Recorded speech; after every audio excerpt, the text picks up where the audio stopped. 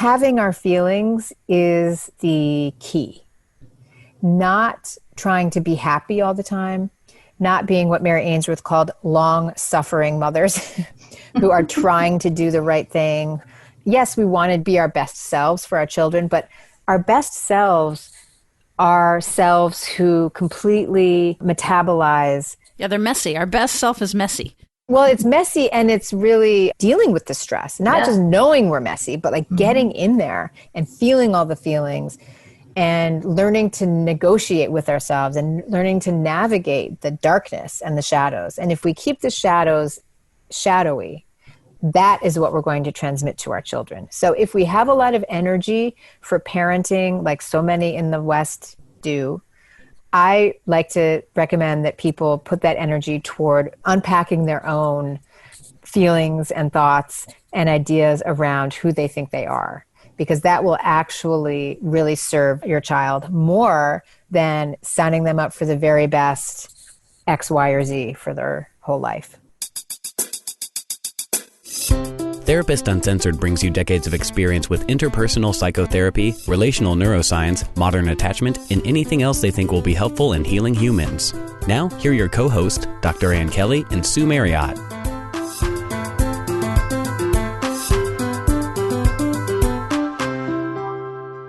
Hi, all. This is Ann. You know, we've learned no better way to educate than to tell a good story. And that's just what Bethany Saltman, our guest, has done with her new book, Strange Situation, A Mother's Journey into the Science of Attachment. So her book was just released this year, and it's really exceptional. The book is part gripping personal and parental memoir and part old school research into the makings of attachment theory. You know, you've heard a lot about John Bowlby, and he historically gets most of the credit. However, his colleague Mary Ainsworth was the one who really broke open the theory by doing the cutting-edge research of mothers and infants that came to be known as the original strange situation. And you've probably heard us speak about it on the podcast multiple times. So through intriguing storytelling, Bethany brings to life both this history, but also really what attachment really means. And you'll discover today it's not always what you think. Bethany Saltman is a practice Zen student and a big promoter of the fine art of paying attention.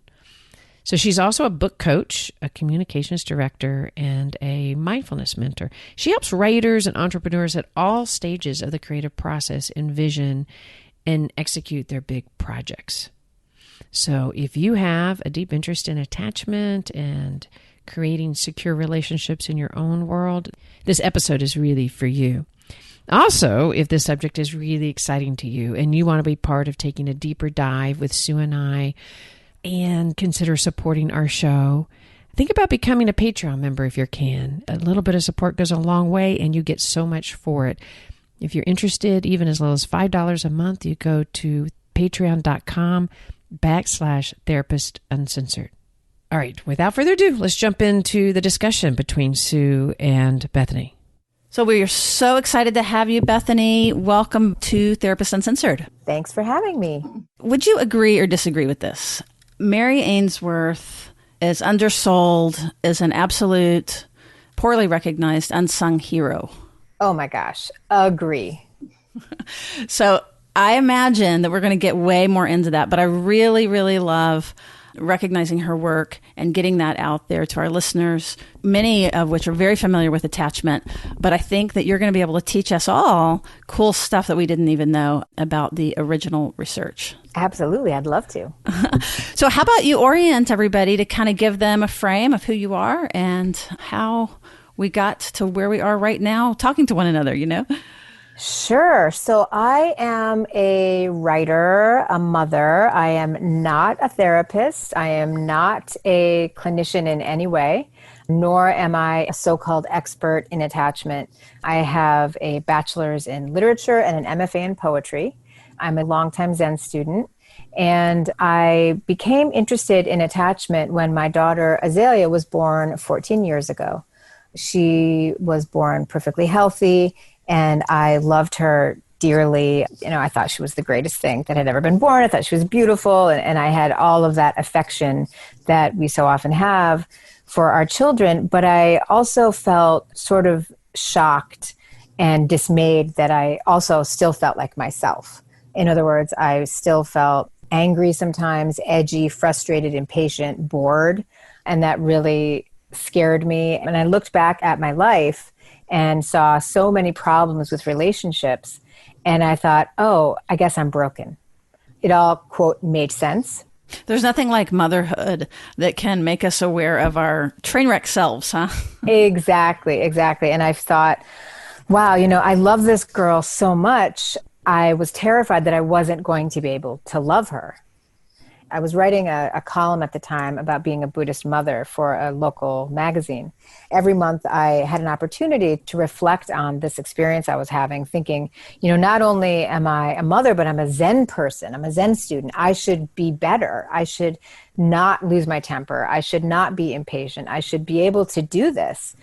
And so because I was given an opportunity to write about it and explore this topic, I started to learn about things like attachment. I had learned about attachment through the Dr. Sears attachment parenting, so-called attachment parenting, right. I like to say, which should also be called clinging parenting. It is not attachment. It is not secure attachment parenting. Yeah, we've had to do a couple of episodes actually kind of discerning that attachment parenting from infant attachment, from adult attachment, breaking it all apart. So your journey is very common. I think that's the first thing that you go to. Yes, and he really has hijacked the term attachment to confuse and shame a lot of people. So I'd love to talk about that another time. But so I first learned about attachment through him, and then I started to see mentions of this other kind of attachment that became interesting to me. And then I learned about Mary Ainsworth and the strange situation, and just the words piqued my interest.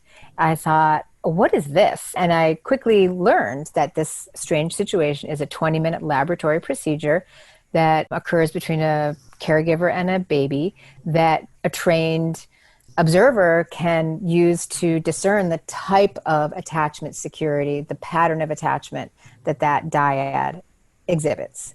And I thought, now that is something I want to know about. There's something there. So if we slow down for a second, you got all the way to Mary Ainsworth through like a desire to be a better mother? Was it fear that was driving you? It was through curiosity and fear and excitement, all kind of wrapped up. It began with fear, terror, really, that I was going to destroy this thing, this person that I loved more than anything, because I thought I didn't know how to love her. And then my curiosity really kicked in, my intellectual passion, my need to know kicked in, and I started to look around more and more and see Mary Ainsworth as somebody that was really worthy of my attention. And so I started to really dig in and want to know more about her. Because the other thing that happens for parents out there, when we begin to get introduced to the literature or to neuroscience and the effect of trauma or early life stressors on the brain, it's terrifying. And you mentioned shame earlier. We orient around the show a lot to both give you the information, but also keep you hopeful. And I think your message really kind of resonates with that too. That's why I was wondering about the fear. It's like really frightening to look at yourself and to look into this and to really even examine like, oh my gosh, am I a good parent or not? Yeah, and the first time I heard about the AAI, the Adult Attachment Interview, before I really started studying it, but some friends of mine told me about it, and I thought, ooh, I don't think I really want to know any more about that. I don't really want to know any more about how this darkness inside of me is being passed down to this child that I love more than anything. It was just too heavy. It just felt like too much, best left unknown. Totally get that. And the thing is, we know our own thoughts and feelings. And if we don't have context, which is again some of what you're going to be talking about what's normal and what's not normal. But if we don't have context, it's really super scary, the shadow self, the dark stuff. Yeah, it's very scary, particularly in the context of love. Yeah, and you just begin to learn like, oh, what you do now is going to impact them forever. It's like, So you got into, you found the strange situation. Well, it was impossible for me to understand. I watched it again and again and again on video, and I just could not track the action. I couldn't figure out what was going on. I was so activated by these comings and goings and this crying baby, and I didn't understand what was happening. And I read about it many times, 8 episodes, this is what happens. It's a pretty simple procedure, but I couldn't follow it. It was like calculus. I was like, this is like way over my head. Like you couldn't see the things that they were seeing. You weren't able to identify them. Yeah. I couldn't even read it, and now I understand. And Howard Steele said this to me at one point when I was deeper into the research. He said, this book is going to be really hard for you to write. And I thought, well, why so? And he said, because when our attachment systems are activated, it's difficult to be creative. It's difficult to learn, which is, of course, the very premise of The Strange Situation. That's what you're looking at in The Strange Situation. So basically, I was a very activated baby in a strange situation, and I didn't know which way to turn. Mm-hmm. Eventually, I calmed down enough through the secure base of Mary Ainsworth, of the research itself, to be able to settle down, see what's in front of me, learn the research, and then creatively begin to understand it and apply it to myself and to what I, have seen around me. So when I got really serious about this, I started telling people that I was writing a book, even though I was really just beginning to write a book proposal. But I wrote to Howard Steele and I said, hi, I'm Bethany Saltman, and I'm writing a book about The Strange Situation, because I knew that's what I wanted to do. And I'd love to see one in your lab. And he said, well, I'm doing one tomorrow if you'd like to come. And I was like, wow, okay. So I got on the train to the city and I saw my first Strange Situation, which was incredible. It was a disorganized baby. And I noticed how I didn't understand at all. So we went and we saw the baby and the mother. It was at the New School for Social Research in New York City. And Howard Steele is the director, I believe. And so it's a lab. The strange situations happen in these little rooms with a mirror, a one-way mirror, I guess. You can see them, but they can't see you. Exactly. I was in the little observing room with Howard Steele and the grad students who were doing this research. And this study, like most attachment studies using the strange situation, was looking at how to help parents become more securely attached with their children. So it was, helping to expand their reflective functioning and help them become just more minded. And the strange situation was used as a baseline. So, they wanted to see, okay, what kind of a parent-child relationship are we looking at? And then we're going to do some kind of intervention, and then we're going to test them again in the strange situation. So the parent with the child, how aware are they of the crowd of people in the behind the mirror? I don't think they're very aware. And my impression is always that they don't really care either, which is interesting. They're just kind of in there to do their thing, and it doesn't seem to be much of an issue. I could be wrong about that. But what you see is the first image is of a room with some toys and 2 chairs. And then the child and the mother come in, and this baby was really active and really cute and came in. And then the mother is instructed to sit down and read some magazines and be informal. And this is a 12-month-old, is that right? Yes. So he came in, he was very active, and she sat down and started reading the magazine. So that's episode 1. The stranger then comes in for episode 2 and introduces herself to the mother and chats a little informally. And that's to see how the baby is responding to the stranger. Mm-hmm, the novelty, yeah. Exactly. And, episode 1 is to see what kind of temperament the child has. How do they relate to the toys? What kind of energy they have? Because what you're looking for is a kind of ebb and flow and an ability to use the parent as a secure base in times of stress. So you want to see what kind of a person are we dealing with here? And so then the addition of the stranger adds a little stress to the system. Exactly. But the mother's still there. So, most babies sort of check out the stranger and might move a little bit more toward the parent, maybe not. So then the mother leaves and the child is, we notice what kind of a reaction does the child have. All kinds of reactions are considered totally normal at this stage, totally typical, depends on the temperament. So then the stranger leaves and the child is alone.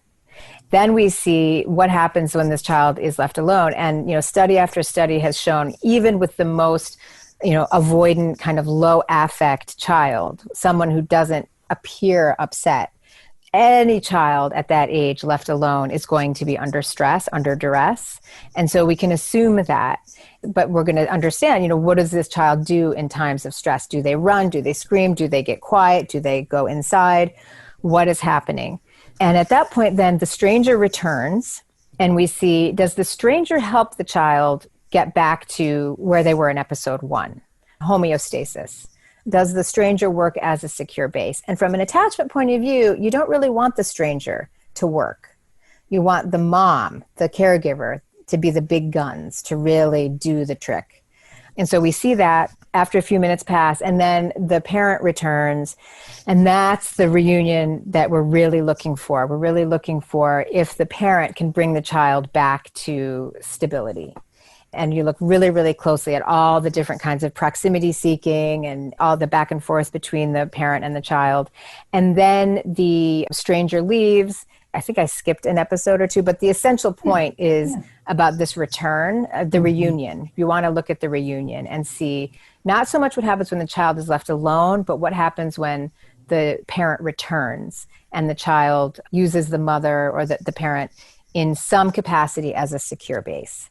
And that's when we see if the relationship, quote, is working, as Dr. Alan Sroof said when I did the training with him in Minnesota. Right. So working. And so what that might look like, from my understanding, is baby's upset, probably because mom is gone.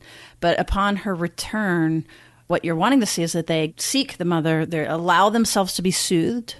So they're mad, they're upset, they can express themselves, they go, they get recharged relatively quickly, and then are ready to show them all the cool toys. Yep, exactly. So that's the optimal with a sort of typical temperament. When I was there, this baby, when the mother returned, behaved in kind of awkward ways. He didn't really go to her, and he didn't seem very soothed by her. And I remember the mother coming in and yawning, which I think is really interesting. And he did seem happy to see her. So I thought, oh, that's good. But he didn't go to her. And I remember Dr. Steele saying in the moment, curious, he doesn't go to his mother because he was upset when she was gone. So you have to ask, why is this not happening? So that was the first strange situation that I saw. And then I went to Dr. Steele's office afterwards and we talked a little bit about it. And he told me that he thought that child did show some signs of disorganization, which I thought, oh God, that's so sad. Because I knew enough at that point to know that indicates that there's probably something really uncomfortable in that attachment relationship. Yeah. And of course I worried about the mom. And I thought, oh no, what is she going through? What is she in for? What's going to happen? And thank goodness she's in this study. So I was just going to say, but what's so great about this is identifying these babies. That is such a great place to pour intervention in, because this is fortunately not necessarily permanent, although these can be very stable measures, but they're not permanent. So I'm actually imagining a mom out there like wondering about their own toddler. Totally. And that's the thing about this. It's like, first of all, this is not about destiny. It's somewhere between a snapshot moment in time and something that has gathered momentum. There is a snapshot moment in time element to it, but the tendency is that the snapshot comes from the first year of life. Mary Ainsworth came up with the strange situation after studying mothers and babies, first in Uganda and then in Baltimore. And she wanted to develop an instrument where she could watch the secure base function. And so she wanted these babies to have a little bit of stress. So it came out of her wisdom of understanding how the secure base works. So it really is a trustworthy instrument. But first of all, if your baby has some signs of disorganization, it doesn't mean that child is screwed for life or that you're a terrible person. It means that there's something that might not be functioning optimally. And the great news is that there is help. And so, to try to de-shame the whole experience, and I know that that's really easier said than done. It is. And so one of the things is, if you're listening to this and you're worried, already you're in a position of, you're interested in psychology and mindfulness, you're interested in parenting, you're interested in looking at yourself as a parent, for you to even probably be tuned in with us right now. So those are all actually some of the markers and some of the things that are very important. It's not what happened to us, it's what we've done with it. Exactly. And just by being interested and curious in what's going on, that in and of itself is a huge sign that everybody's probably fine. And if it's not, quote, perfect or optimal or secure, or however we want to understand that, we can all become more secure in ourselves, which will help our children. She's going to share later. She actually went and did an AI on herself. I don't want you to say what the results are yet. And her mother, and a strange situation. You were willing to put yourself under the microscope and really look at how you look. And you had some ideas of what that was. So hang in with us, and we're going to get to that part of the story. But I wanted to do a little teaser there because it's a little bit of a twist. It is a little bit of a twist. So you said that you actually got to see Mary Ainsworth's notes from Uganda. Yeah, I became more and more interested in this whole line of research and in her life and in her as a person and in the strange situation as a thing. First, I believe I went to the archive at the Museum for the History of Psychology in Akron, Ohio, which houses her letters. You know, and I don't know that we've put her in the context that she was working with John Bowlby. They were teamed up. And it's that I think why we skipped over that a little bit is we hear a lot about John Bowlby and Bowlby related to attachment, but he was actually working in concert with and very closely with Mary Ainsworth. And so right now we're focusing on that part of the dyad. So please go ahead. But and to just add a little bit, she's often referred to as his student, which she was not. They were colleagues in London. He started coming up with this whole concept of attachment. She didn't buy it. She thought he was wrong. She told him so. She ended up going to Uganda because her husband got a position there. And she thought, well, maybe I should do a little research into this attachment business and see if John is onto anything. And she got this whole, amazing study going in Uganda without even speaking the language, and immediately discovered, oh my God, he's right. Attachment is real. It exists. Relationships matter. And she said she had a sudden and total change in perspective. And she told him about it immediately. And then they were working in tandem from there. So she was not his student. That's so good. And there's great stories even about that, about naming them A, B, C, labeling the stacks, the buckets. There wasn't the labeling at that point of what was secure or not. Whether or not it was real, if this was a thing. If there was even categories, right? If this was a reliable... Attachment was right. An actual experience in the human experience. That wasn't even considered true, because at that point, people believed that children loved their mothers because they fed them. And that was it. And you would love whoever fed you. And you wouldn't care if the source of food went away, you'd get another one. Which was so important about like the Harlow monkey studies. Also, there were a group of babies that actually looked really good. The good babies. Those were the avoidant babies. We since learned, yeah. We've since learned, that's right. I had heard a story, I think Patricia Crittenden had shared that in speaking with Mary Ainsworth, that it was John Bowlby who got her to come off of the, like labeling them anything other than the A and the B and the C, like trying to maintain the neutrality of what are we seeing?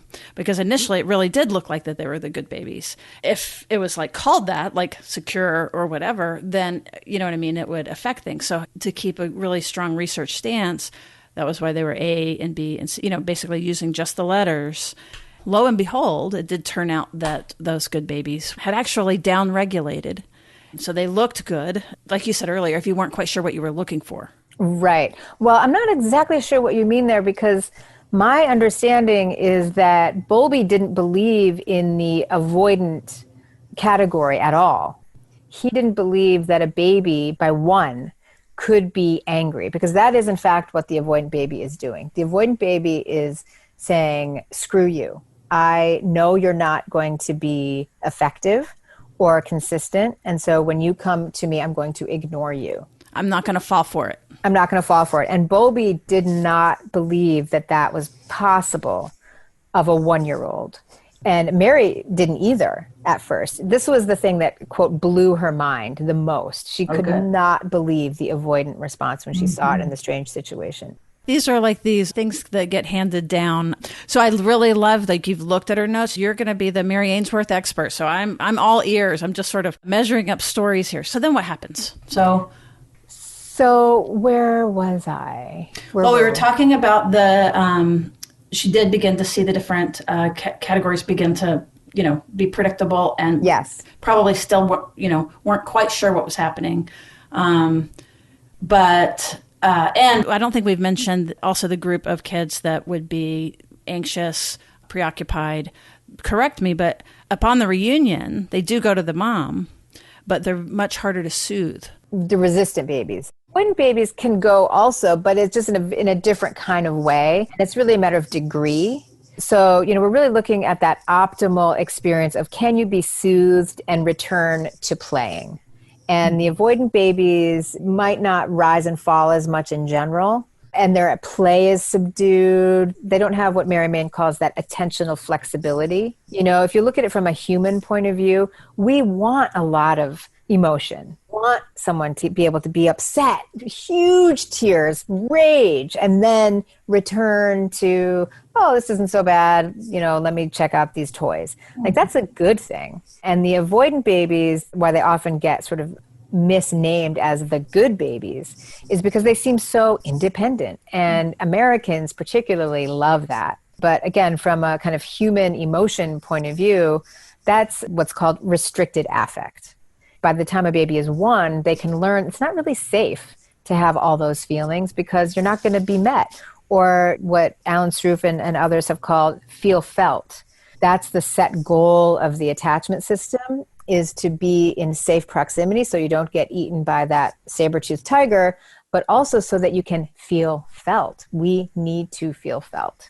And if as a baby your large feelings are not met and you don't feel felt, you're going to figure that out real fast, and you're not going to bother presenting your feelings. Presenting them or even necessarily feeling them. That's what happens over the lifespan. So the resistant babies look an awful lot sometimes like the so-called secure babies. But they go in for proximity, they go in for the uppy, but they don't quite make it. And they don't get the comforting that the secure babies do, and they never quite settle.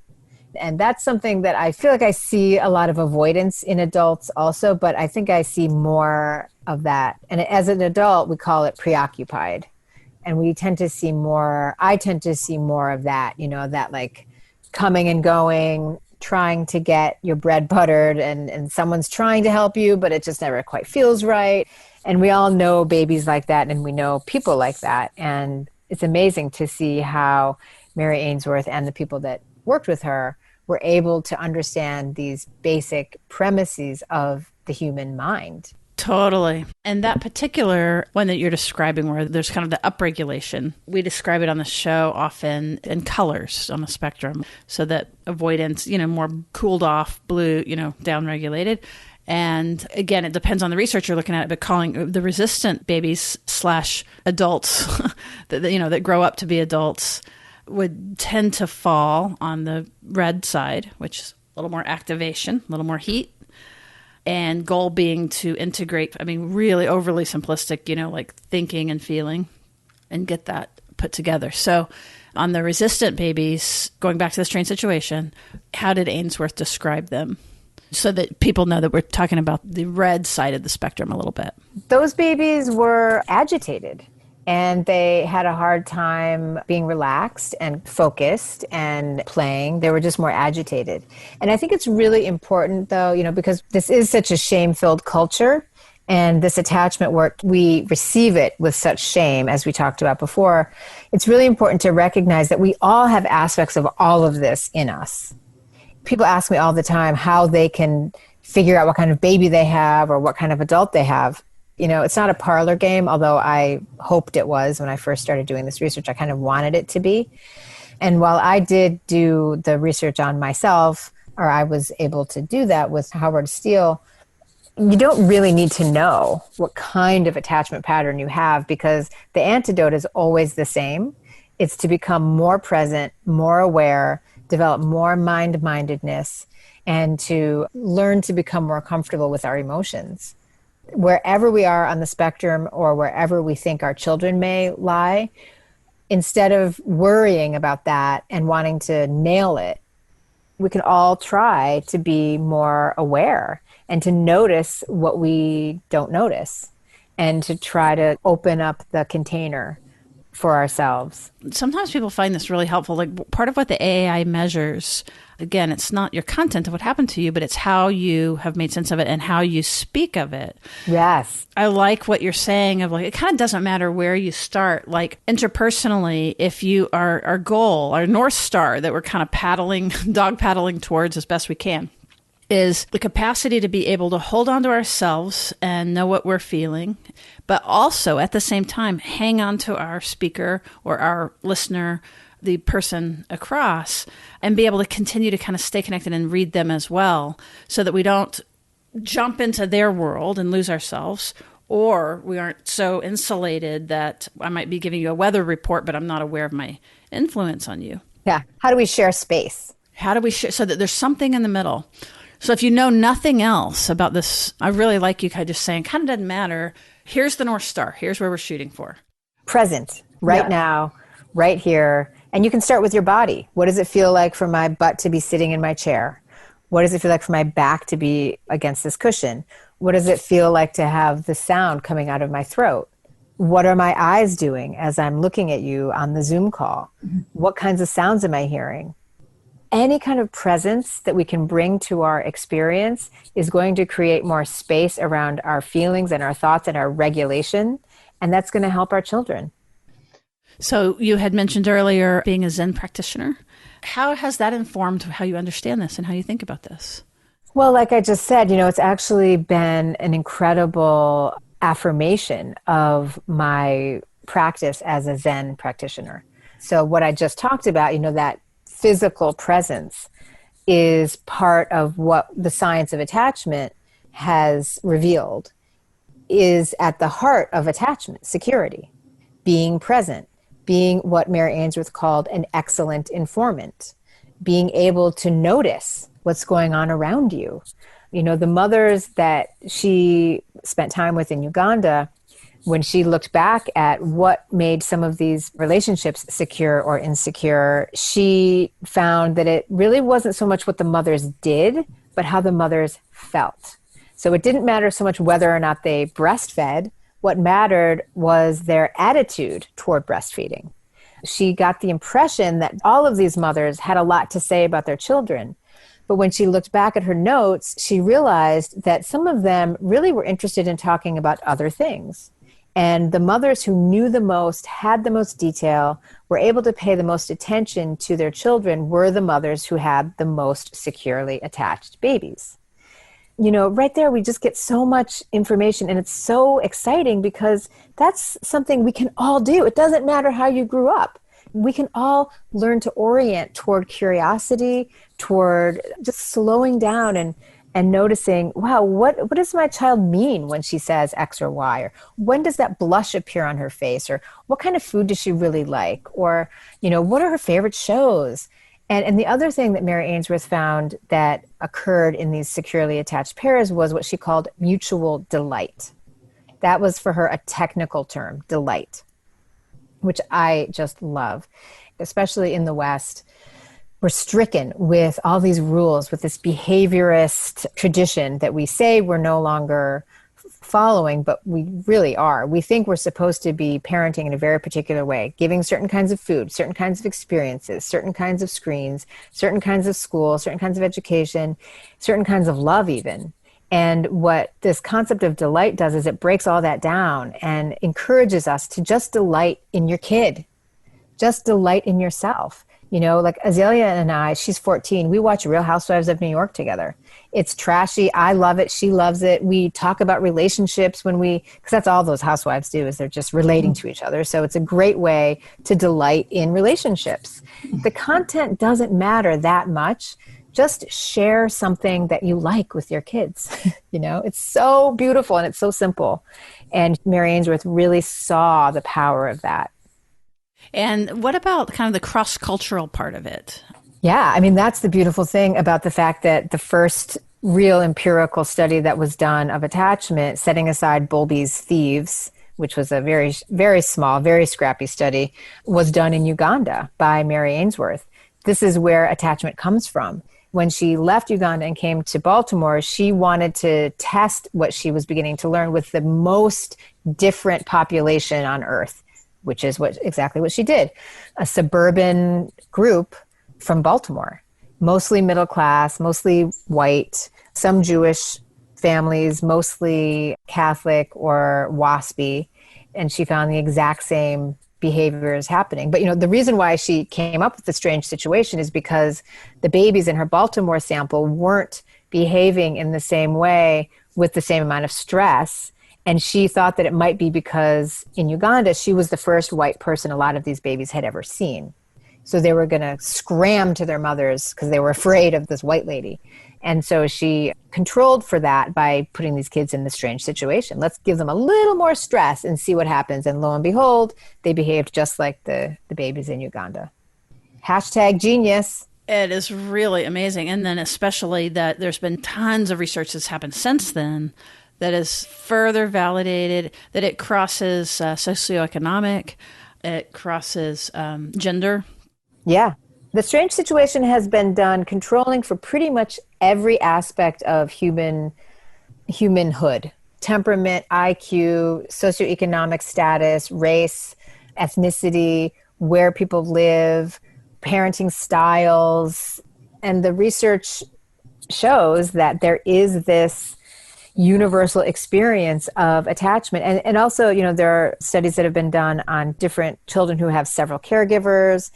I can't say everything has been looked at, certainly, but it feels pretty robust. It's really, really solid. And then that was backed up with the longitudinal stuff that Sroufe was doing, and how on one hand stable, but on the other hand, not destiny, as you said. Well, this is where, you asked me about the relationship to Buddhism and this work, and that's where it gets really, really juicy to me, because I was just looking yesterday, again, at The Development of the Person, this incredible book by Alan Sroufe and his amazing crew of people who did the Minnesota study. And the way that they talk about the development of the person is exactly the way the Buddha talks about karma. To lay people who haven't studied Buddhism, we often think of karma as this kind of destiny, you get what you deserve. Almost a payback. Yeah, exactly. And I always say, well, you may or you may not get what you deserve. It depends on what you consider deserving. What Mary was looking at was sensitivity to a child. It wasn't enough to just read a book to a child, which we would normally consider to be a universally positive thing to do. But if you are reading a book to a hungry child or a agitated child, it's not going to be a very attuned experience. And regardless of how, quote, good that book is or how important it is to read to children, it's not going to be an attuned experience. And so it's all about, in Buddhism, we call it time, place, position, and degree. So we're really looking at how things occur. And so karma functions in terms of time, place, position, and degree. So what works well in one context and is going to yield a positive result may not yield a positive result in another context. And the development of the person, as Sroufe and his team has revealed, is that the way that a person develops is utterly dependent on conditions. Now, attachment is one of those conditions, and it's an incredibly powerful condition. But it continues to grow in strength as it propels itself through a human life. And as a person gets older, they become more and more responsible to themselves, more and more accountable. So that propensity grows, but so does our empowerment, because we become more aware and we become more adult. So the propensity for the attachment pattern across the lifespan is quite strong. We do tend to maintain our pattern of attachment. But as with any karmic seed, it changes as conditions change. So a child in a stable childhood, and then the parents get divorced, there's a pandemic, there's all kinds of stressors, right? Stresses, that can change. The same thing can happen with a more positive condition. But that doesn't mean that that core experience of one's early attachment isn't functioning mightily, because it is. I love that. And that we're more likely to kind of make a jump or a change in that primary thing around big life, like, for example, when an adolescent leaves home, or the birth of a child, or the loss, a very, very significant loss, a marriage, a relationship, getting in a secure relationship. Or getting into therapy. Mary Ainsworth got herself into therapy after a terrible divorce, and that's when she found her own secure base and went to town on her own research. She was a little insecure. She was a little wobbly. She was anxious. And then she found that secure base. I don't know if she actually changed her attachment, but the point is that this is an alive process. The more alive we can be within it, the better off we're going to be from an attachment point of view. So the context here is we're going to talk about your AAI, the Adult Attachment Inventory.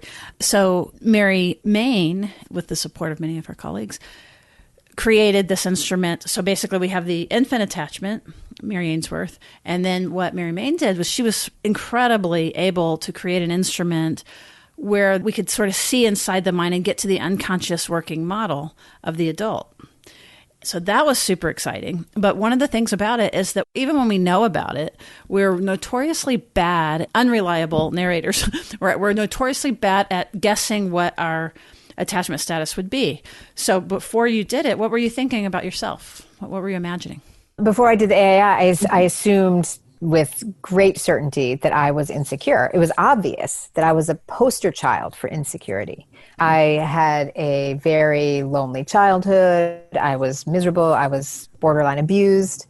I was a very risk-taking adolescent, a delinquent. Lots of issues around intimacy, a lot of acting out, a lot of anguish, just, like a mess, a total mess. I never did well in school. I was not a solid, healthy adolescent by any stretch. And then very fortunately, someone suggested that I go to Antioch College, which is where I ended up going. I wasn't going to apply to college or anything. And someone said, you should really check out Antioch. And I did, and they accepted me. Praise the Lord. And I ended up going to college and discovering that I could think and do somewhat reasonably well and got myself through a lot. But I always had a lot of difficulty in relationships and felt great anguish around relationships, and then ended up in an addictive relationship, really deeply troubled experience. And that's how I discovered Buddhism. In a Barnes and Noble, standing at the self-help section, thinking I've hit bottom. And I found this book on a bookshelf called Nothing Special Living Zen, and I walked to it like a zombie, like that was destiny. And I read the book in the Barnes & Noble, and I thought, oh my God, this is what I need. So when I started to learn about attachment, that was why I was so afraid of it, because I thought, well, I'm insecure. I'm a total shit show. So obviously my daughter is going to be the same thing. It was a foregone conclusion. And I had a whole story about it. I mean, like, my whole story, my whole life was about not just being insecure, but being a victim, actually, of my insecure making family. And I don't mean that to disparage myself. That was just... Well, you're just describing something. Yeah. Yeah. I mean, that was what I came to because was thinking about it a lot, which is my first clue looking back at how perhaps I wasn't as insecure as I might have thought, because I was thinking an awful lot about my own state of mind. So, when I was engaging in all this delinquent activity, I would be thinking, why am I doing this? Nobody I know acts like this. Kids I know are all going to college, and they're not, leaving school in the middle of the day to go do these things with their older boyfriend, et cetera, et cetera. Like, what is wrong with me? And so I created a story about it. So then I got interested in attachment and was afraid, but I thought, I want to know. I want to know what kind of mother I am. This was my journey. And so when Howard Steele, agreed to do my AAI, I thought, okay, here we go. And he told me later that he only did it because he had a good feeling. You didn't know how that was going to turn out. So I did the AAI. It was an incredible experience, even though I had been learning a lot about it, but I did it. It was spontaneous, I'm sure. And I went away for a couple hours and I came back and he read me my transcript, the comments about the transcript, and I was solidly secure. Very high reflective functioning, which of course, it doesn't come as a big surprise. All my years of Zen training, of therapy, of thinking about all of this. But the thing that really blew my mind, because I had this one particular memory of being in the bathtub as a little girl and my father coming in and me saying, "No, get mom." And I always thought, oh my God, maybe I was abused. Maybe there was something really to that. And that just built, part of my story. And of course, I told him that in the AAI, and he responded to that story as saying, that was an empowering memory because I felt confident enough to say no. Oh, and wow. That changed everything. Mm-hmm. I was like, what? Me empowered? Saying no? Me strong enough to ask for what I wanted? And then, everything kind of changed. Like in a movie, we call it the sea change in the middle of the movie where the main character has to look at everything anew. And that's what happened in that moment of the AAI. And then the more I learned and the more I, read the comments about my transcript again and again, I realized that all that effort that I was putting in, that I called me being insecure and delinquent, was me valuing attachment. I did so much work to try to stay close to people and to be close to people and to be intimate with people. And it didn't come easily to me because of my background. But I was, by hook or by crook, going to be close. Well, that's such a beautiful, incredible story. And it's really an invitation for all of us to question our narratives. I got to speak with Lori Gottlieb. I don't think we've published it yet, but I noticed that she had written something for your book. This idea of not trusting our story, and really being able to examine again, which is exactly what you were doing. And then not only that, so you ended up being secure. And what else? Well, first of all, I just wanted to say, question our story, but not question our experience. Two yes. really different things, because I would never want to suggest that we should not trust our feelings or our experience. And if we feel devastated, then feel devastated. But that doesn't necessarily mean that the story is exactly as we see it. I'm really, really glad that you said that. Yeah, that's definitely not the message, to not trust yourself and your experience. And sometimes I say too, though, that if I can learn, let's say that I lean blue, I tend to be dismissing and avoidant. Then as I'm looking at my control panel, I'm not responding. I can know which parts of me to question a little more. Why am I not having more of an experience? But it's not questioning myself. It's actually knowing myself so deeply that I'm on that one little thing, I would be likely to skip over it. Or on the other side, I would be likely to panic, or I would be likely to interpret that in a really scary, negative way. So that feeling I want to question, but not some of my experience. And that questioning is still from compassion and love about really taking myself seriously about what's happening. Yeah. And to trust our sensations. Yeah. So Dr. Steele said, yes, you're secure. And I ventured to ask him, well, what do you think Azalea would be? And he said secure. And I was like, oh my God, this is amazing. And then, so I went away from it and feeling really kind of bold and wow, and confident. But then being me, I thought, well, wait a minute, there's a loophole, because there's this so-called earned security thing, which there are questions about that, because from the research point of view, there are so few longitudinal studies where we could actually see someone in a strange situation and then change category. Exactly. So it's more kind of a therapeutic, clinical appreciation of someone's experience.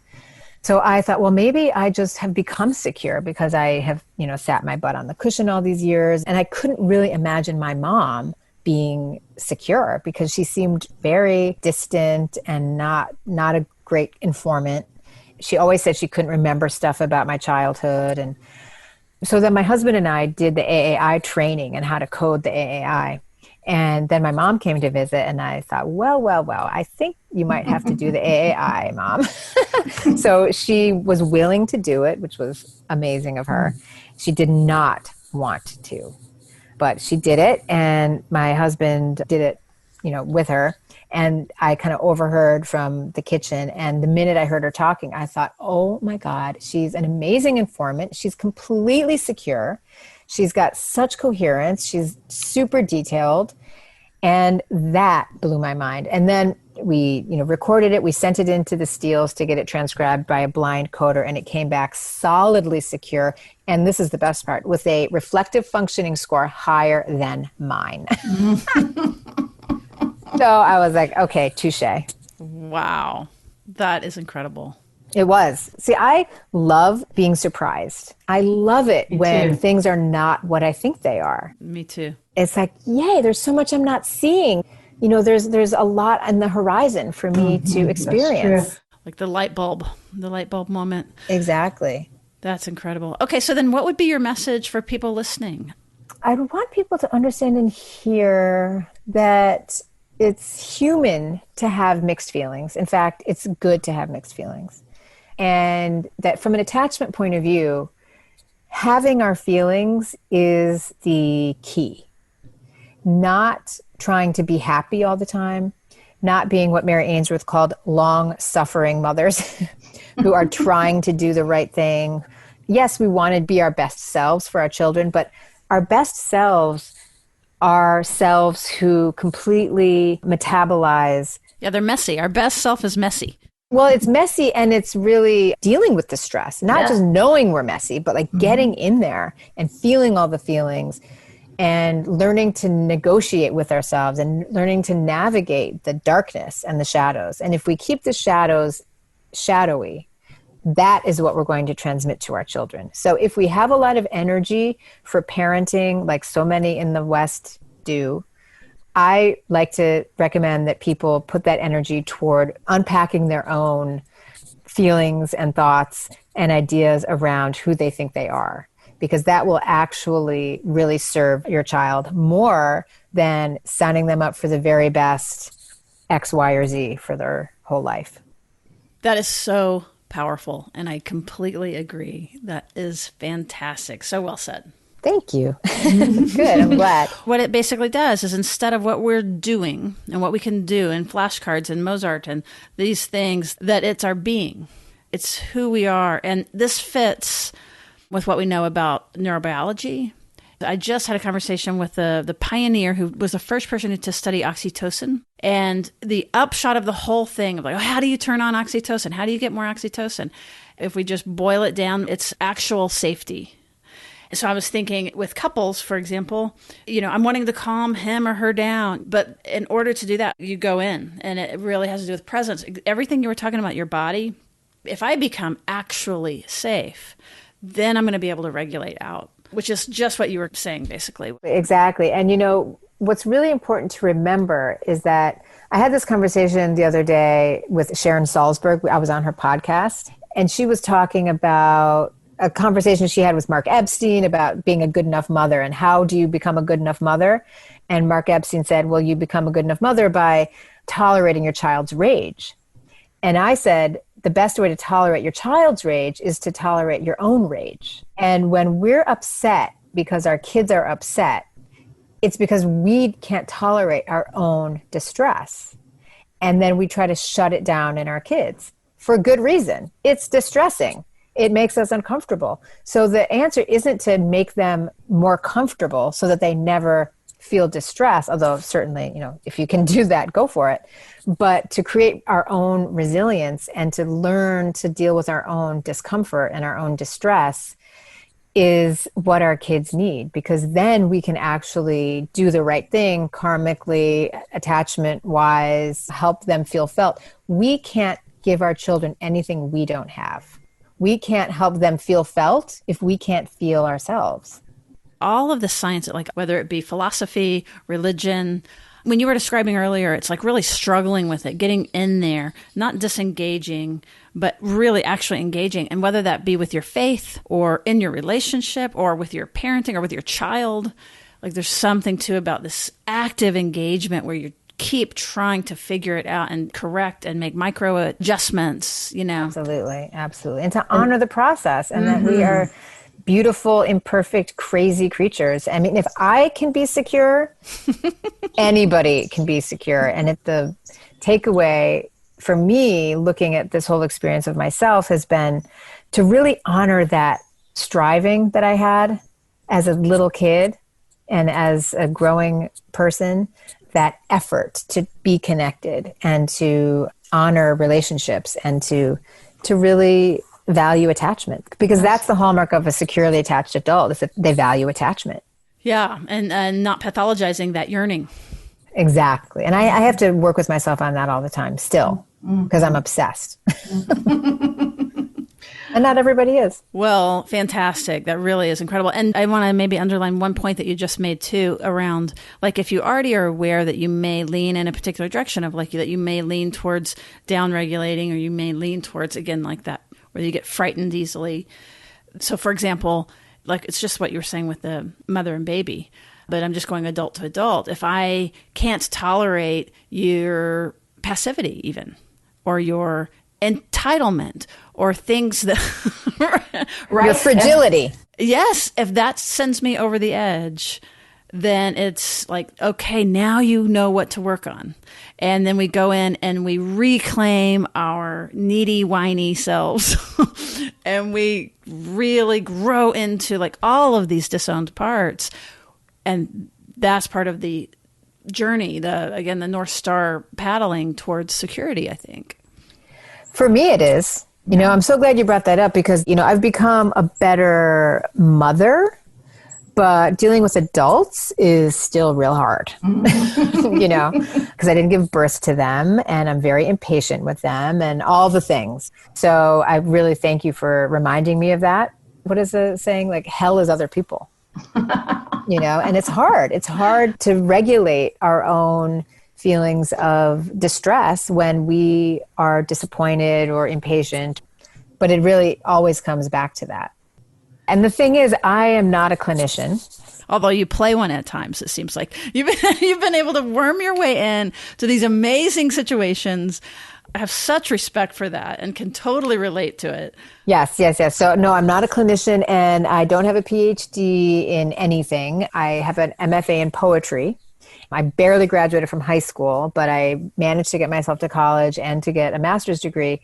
But I just became obsessed with Mary Ainsworth and wanted to learn everything there was to learn about her strange situation. And that's how I got myself into all these labs and archives, just by kind of fibbing and saying that I was writing a book when really I was just beginning to want to write a book proposal. So yeah, people ask me that all the time, like, how are you doing this, or why are you doing this?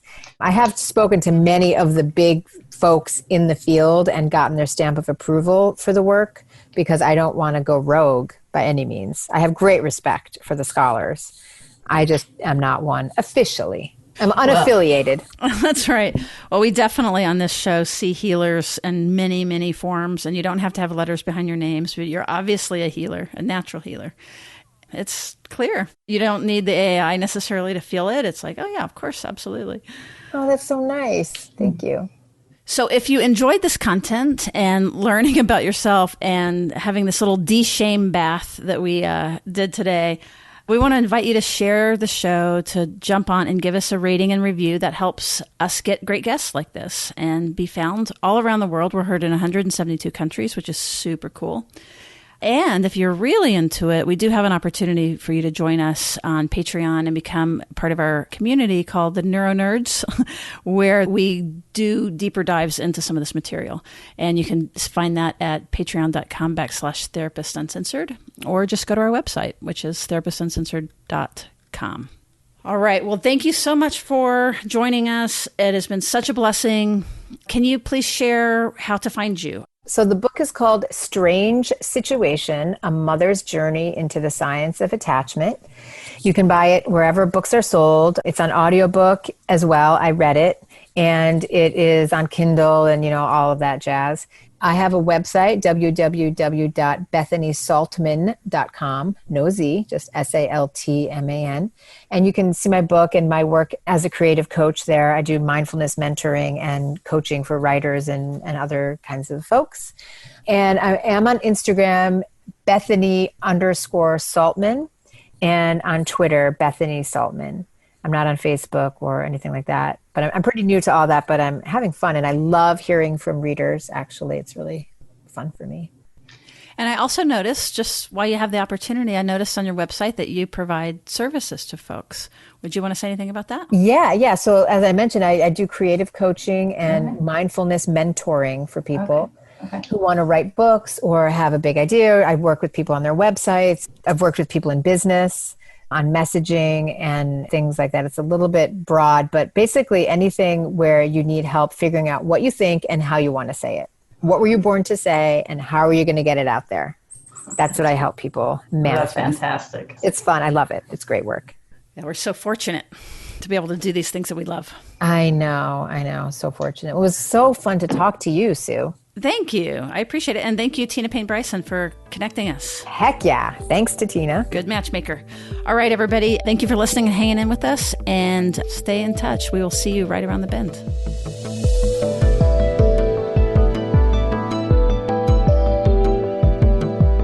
Therapist Uncensored is Ann Kelly and Sue Marriott. This podcast is edited by Jack Anderson.